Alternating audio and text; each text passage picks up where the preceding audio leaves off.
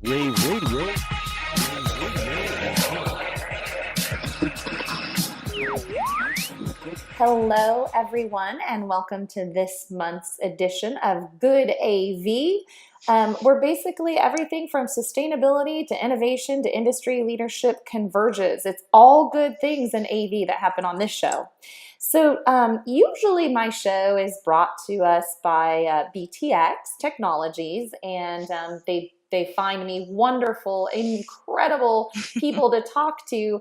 But this month, we actually literally, the show is brought to us by BTX because I wanted to talk to some of the minds and the brains behind the company and learn a little bit more about who they are, what they do, and sort of dig into these minds, this intelligence about what's happening in our industry and what's coming. So I'm really, really lucky. I managed to secure Kim Robbins, who's the Senior Marketing Manager, and Karen Palmroth, who's the Regional Sales Manager for BTX Technologies. Welcome, ladies.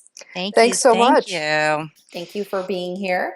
And first of all, I always start with understanding who you are and sort of what the company is about, because that's, people buy from people, and we like to know just a little bit about you. And then tell me about BTX and sort of, what makes you more than just, as I said, you're not more than, you're definitely more than just a catalog of stuff. So, Yes, we are. Thank you, Midori. Thank you again for having us. We're very excited. I'm Kim Robbins. I'm the Senior Marketing Manager at BTX. And I will admit to being in marketing for 20 years, no more than that, though. And I have been with BTX for coming up on 4 years. So it's been a really fun ride. A little background about BTX. We're a value-added distributor and manufacturer of integration products, signal processing products, and other emerging technologies. Been in business for nearly 50 years, and the past 15 years, there's been a lot of focus on bringing new technologies and products to the commercial AV and broadcast customers that we serve, which are integrators. We certainly believe that the products we bring to market are very innovative, and the value can come from a lot of different places. So we're always looking and we're listening to our customers to learn what they need. And some of the major types of products are signal processing. We've been very involved in the past couple of years in things like collaboration solutions. I mean, talk about a hot topic in the AV market, lecture capture. And we're also seeing a lot of innovation in software solutions and things like IPTV. So with that little overview of BTX, I thought I would ask Karen Palmroth, who is one of our regional sales managers, to talk a little bit about some of the value that we bring to the market space in addition to just the products that we supply. So Karen, thank you for joining me as well.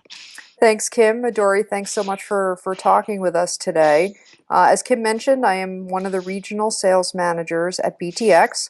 We have an outside sales team that covers the entire country, and it's our job to discuss technologies, products, but also customers' projects and their applications, and get a good understanding of what the customers need, our customers, the integrators, and what the end users need. So our job is not only to introduce those technologies and products, but also to help value engineer and offer the best technology and the best price versus performance.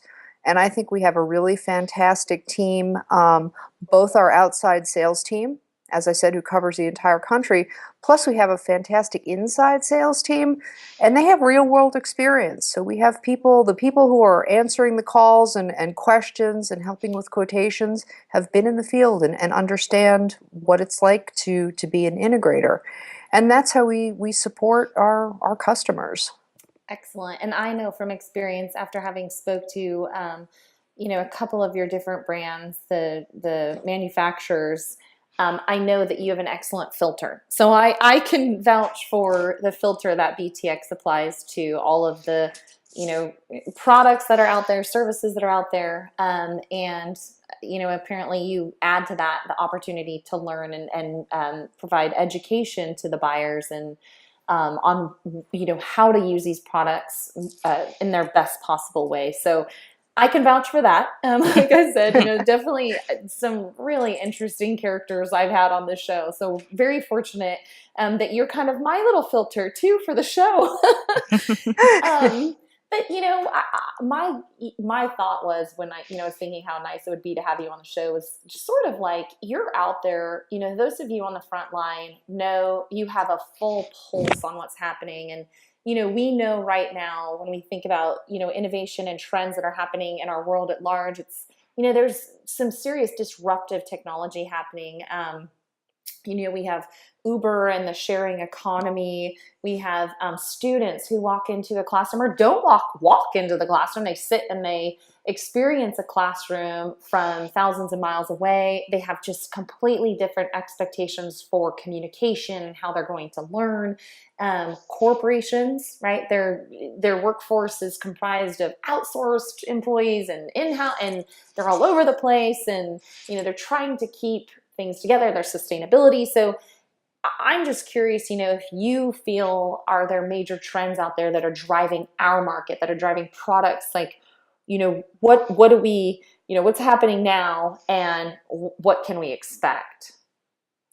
Well, certainly distance learning has been a huge part of driving technology and making demands on the marketplace.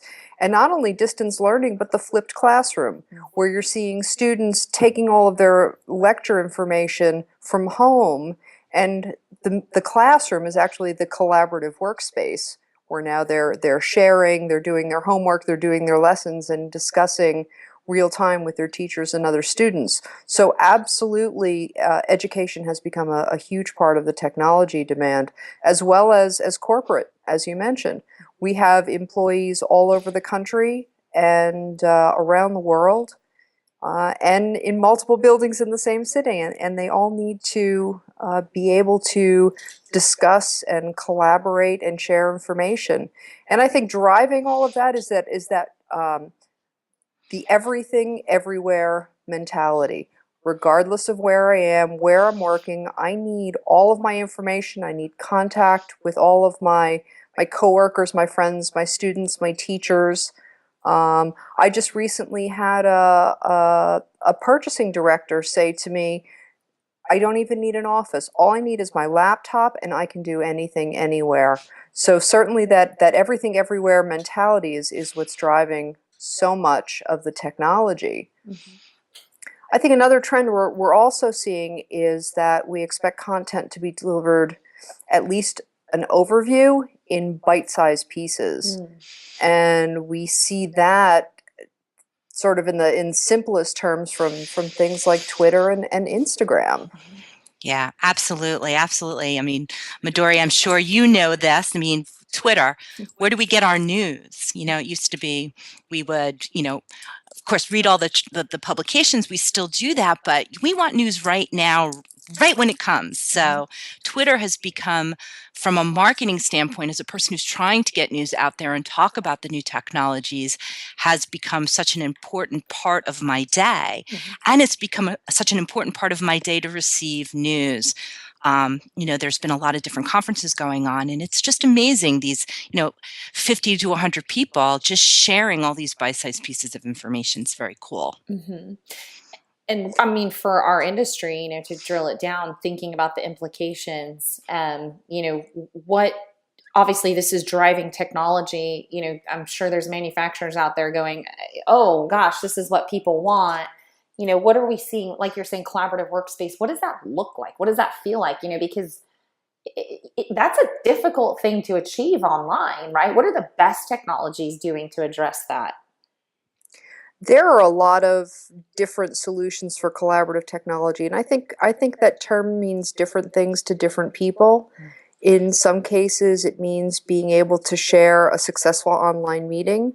In other cases, it means being able to share documents or share drawings. So there are definitely different requirements for what people need when they're in the online workspace. And it's a big challenge for companies working in that space.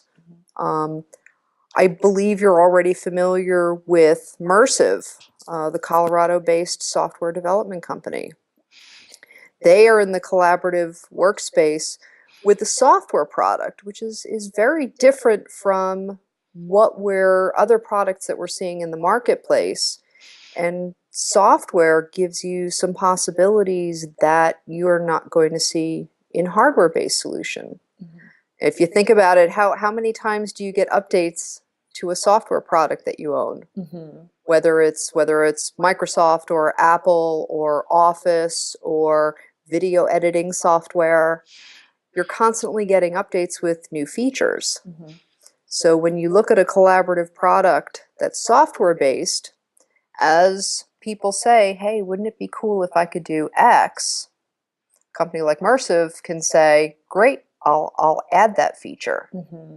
Yeah. So we're seeing, especially in the education space, those requests, and we're seeing those changes made. Yeah, absolutely. Well, and there's some leeway with budget there, right? When it's a software solution that's agile, right, and can adapt.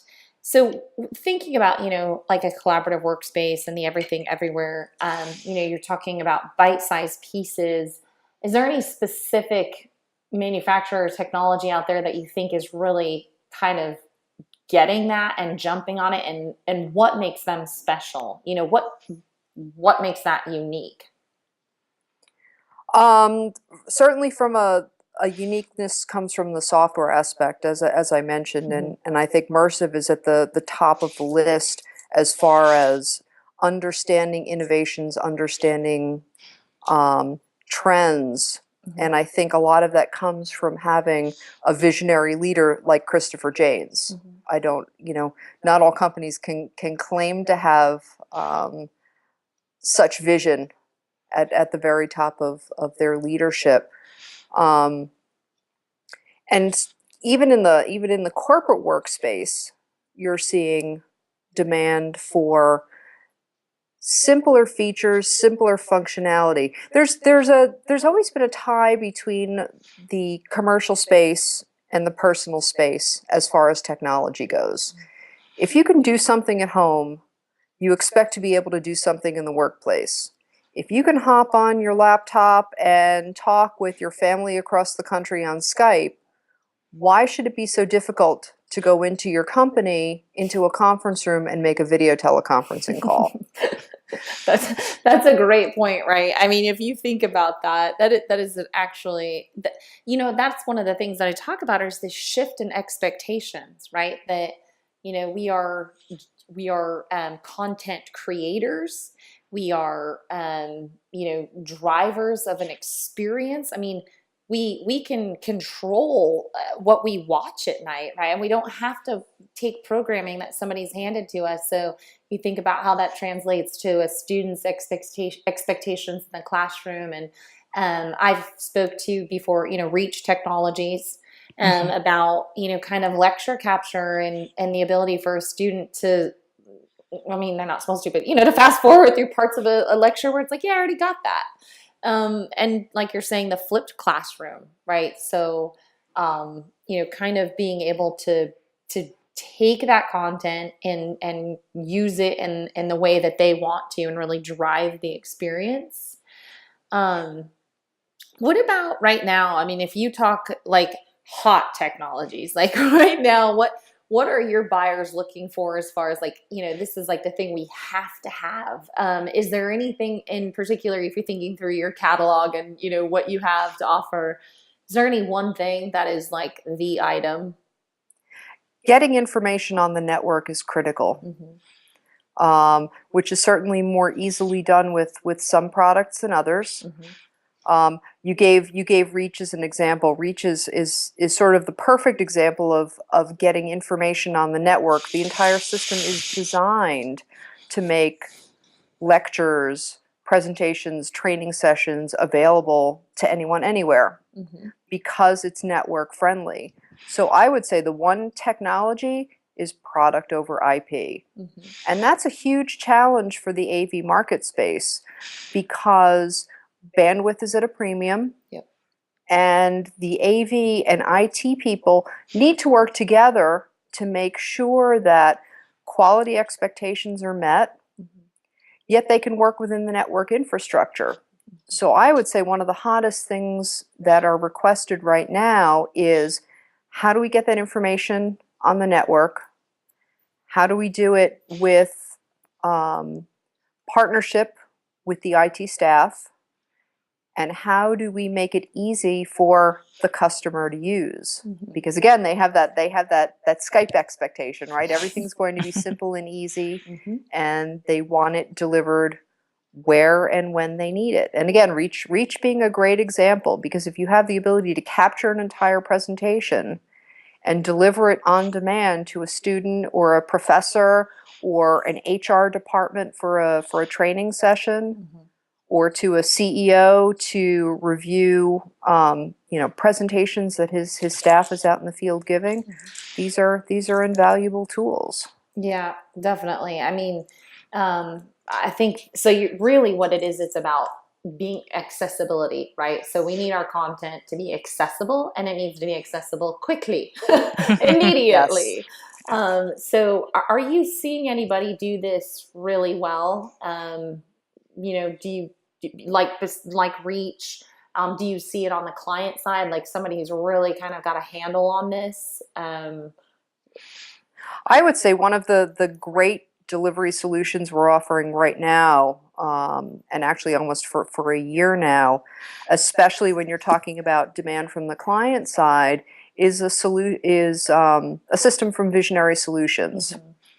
So they have the ability to capture and deliver video assets, any type of video assets, any resolution, to any IPTV capable device, which includes computers, laptops, and mobile devices. So it allows a company or an institution to effectively manage all the video assets so that the user can say, I need to see this now. I need to review this video. I need to watch this program. I need to attend this training video.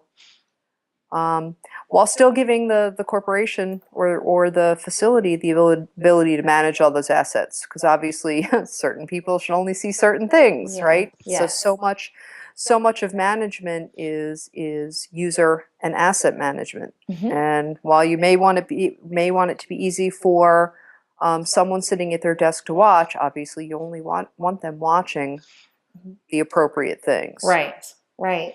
So Visionary Solutions has come up with a fantastic end-to-end system to do all of that encoding, all of the management, and all of the decoding. I actually had the pleasure of speaking with Visionary probably 6 months ago, but that was a really great talk. We really talked about disruptive technologies, and I was joking with him about being the Uber of video, because it's just really, it's a different, and I know that that's a low bandwidth solution, right? Because like you said, that's, well, low bandwidth and also low infrastructure requirement, right? Because it's video over, instead of having to cabling, they're using an existing infrastructure. But I'll tell you, it's so funny because, it seems like to me, one of the things more and more is, we're not fighting for physical space and physical infrastructure, but we're sure looking for space in that virtual infrastructure. Bandwidth is it's going to be the next gold, right? And trying to get your space on the network, and it's just it's remarkable to me how I think it's Nielsen's law. I'm not sure if you're familiar with this, but Nielsen's law is, you basically, our data requirements double every year. It's incredible when you see, or it's like 1.5 times every year what we needed the year before. So I'm sure you're seeing a lot of that out there with your clients. Absolutely. And thankfully, the network efficiency is increasing as well. So we not only have gigabit Ethernet, we have fiber backbones, we have more capable managed switches to balance traffic. We have load balancers. We have all the things we need to make sure that the right information can get to the right place at the right time without creating bottlenecks or taking down phone systems. Yeah, exactly. I know.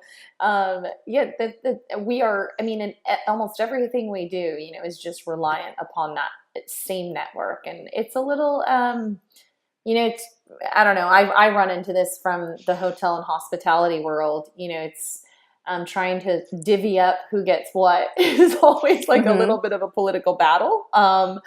And and there's an educational process as well for buyers.